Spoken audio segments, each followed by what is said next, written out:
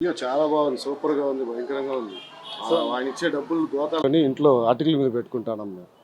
ఈ మధ్య గ్యాసులు 3 గ్యాస్ ఇచ్చాడు. 4 ట్రక్కులు ఇసుక ఫ్రీగా ఇచ్చినాడు. అమ్మో!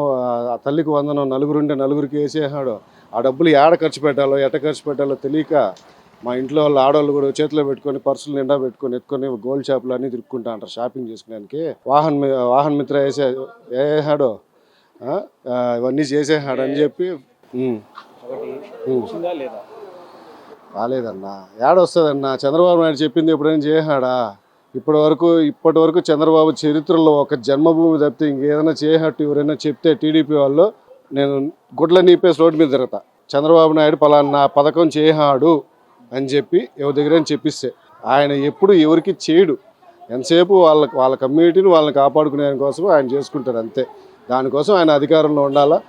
ఏదైనా ఇంతమందినైనా కలుపుకొని ఆయన కూటమిలో ఎంతమందినైనా కలుపుకుంటాడు. కేసీఆర్ని కలుపుకుంటాడు, చంద్రబాబు నాయుడు పవన్ కళ్యాణ్ కలుపుకుంటాడు, సిపిఎం వాళ్ళని కలుపుకుంటాడు, సిపిఐ వాళ్ళని కలుపుకుంటాడు, ఎవరైనా కలుపుకుంటాడు. ఆయన అధికారంలో ఉండాలంతే.